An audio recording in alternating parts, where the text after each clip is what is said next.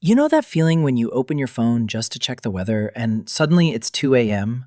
You've noticed that you've been following the news from the Middle East for hours. Yeah, you're not alone. And no, you're not broken. Your brain is doing something way more complicated than you think. Look, over the past weeks, something shifted. Strikes in Lebanon, attacks reaching Kuwait, even Dubai getting hit. It's everywhere. And if you're sitting thousands of miles away, safe in your living room, you might be asking yourself a very uncomfortable question. Why can't I look away? It's Psychology Unfolded, where we decode what makes you you. Here's the thing nobody talks about. This isn't about caring too much. It's about how your brain is wired to respond to distant tragedy in the age of instant information. And trust me, the psychology behind this is absolutely wild. Stay with me, because what I'm about to tell you will completely change how you see your doom scrolling habit. Spoiler alert, your brain thinks it's saving your life. Let's start with the obvious question. Why do we compulsively refresh the news when we have zero control over what's happening? You're not there. You can't help. You can't change anything.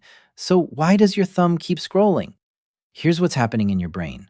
When you see breaking news, especially about conflict, your amygdala lights up like a Christmas tree.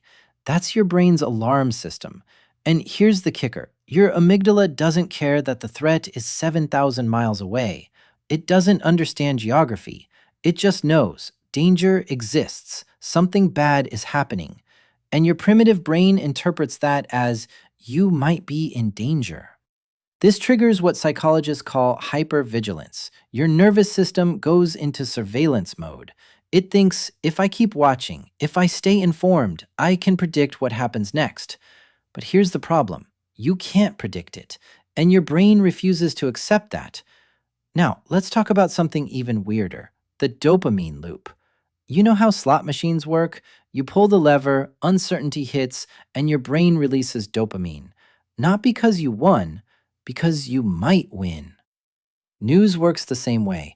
Every refresh is a lever pull. Every new headline is potential information. And your brain rewards you with tiny dopamine hits just for checking. Wild, right? You're literally getting a chemical reward for making yourself anxious. Research from the American Psychological Association found that people who consume news about traumatic events, even distant ones, show the same stress hormone spikes as people closer to the event. Your cortisol rises, your heart rate increases, your sleep tanks. And if you're checking updates at midnight or reading about strikes while you're supposed to be working, you're experiencing what experts call vicarious trauma. You're absorbing emotional weight secondhand. It's real, it's measurable, and it's exhausting you in ways you don't even notice. But wait, it gets way more complicated because there's another layer your brain is hiding from you: guilt. You're sitting in your safe apartment, drinking coffee, scrolling through destruction, and part of you feels wrong, like you shouldn't be comfortable right now. Psychologists call this survivor's guilt, but it's evolved. It's not just for survivors anymore, it's for observers. You feel guilty for being far away, guilty for not being able to help, guilty for living normally while others suffer. So you keep watching, because stopping feels like abandoning them. Like if you look away, you're saying their pain doesn't matter. But here's what's really happening behind the scenes. Your brain is trying to make meaning out of chaos. Humans hate uncertainty. We need narratives. We need to understand why, what's next, how it ends. So we keep watching, hoping the story will resolve, hoping for closure that never comes. Now, let's talk about something most people won't admit. The compulsion isn't just empathy. Sometimes it's something darker: fear. Not fear for them, fear for yourself. Because deep down, part of your brain is asking, could this spread? Could this reach me? Am I next? When you see strikes reaching places that felt stable, Kuwait, Dubai, your brain updates its threat assessment. Nowhere is completely safe. Anything can happen. I need to stay alert.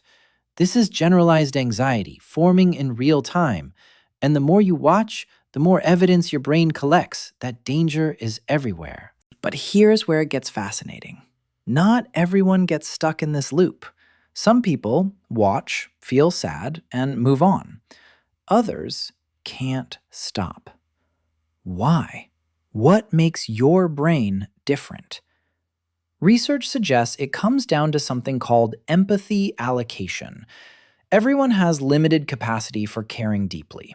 Some people have wider empathy nets. They see strangers across the world and think, that could be me. Others have narrower circles.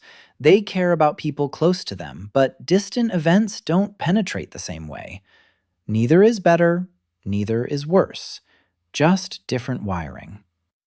But here's what nobody tells you about this compulsive watching. It creates what psychologists call the illusion of control.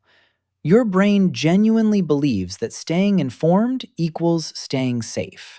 Like, if you know everything happening, you can somehow prepare. You can protect yourself from randomness. Except you can't. And deep down, you know that.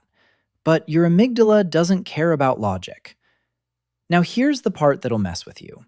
The more you watch, the more desensitized you become. It's called compassion fatigue.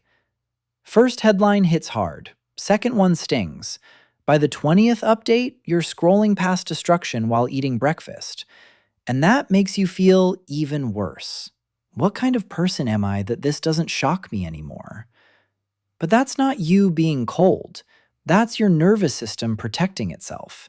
You can't sustain high-level emotional response indefinitely. Your brain numbs you as a survival mechanism. It's the same thing that happens to doctors, journalists, aid workers, except they're trained for it. You're not. So what do you do with all this? How do you break this cycle without feeling like you're abandoning your humanity? First, understand what's actually happening. You're not helping anyone by doom scrolling at 2 a.m. You're just dysregulating your nervous system. Real empathy requires boundaries. You can care without consuming every update. Second, set actual limits. Check news once or twice a day, specific times, not right before bed, not first thing in the morning. Your brain needs to relearn that not knowing every detail doesn't equal danger. Third, redirect that need to help. If you feel guilty for being safe, donate, volunteer locally, do something tangible. Sitting in anxiety isn't solidarity, it's just suffering for no reason. And here's something powerful. Choose where your attention goes. You can care about global events without letting them colonize your entire mental space. Your nervous system matters too. Your peace matters too. Because here's the truth most people won't say out loud. Watching doesn't help them, and it's slowly breaking you. The people affected by these events need action, resources, policy change. They don't need you to absorb their trauma from thousands of miles away. You're allowed to care and still protect your peace. Both can be true. So next time you find yourself 7 tabs deep into updates you can't control, remember this. Your brain is doing what it evolved to do, scanning for threats, seeking patterns, trying to make sense of chaos. But you live in 2025, not 10,000 BC. The threats your amygdala detects aren't the ones you can run from. And honestly, your mental health is worth more than your phone's refresh button. And don't forget to subscribe. We break down why your brain does what it does, simply and honestly.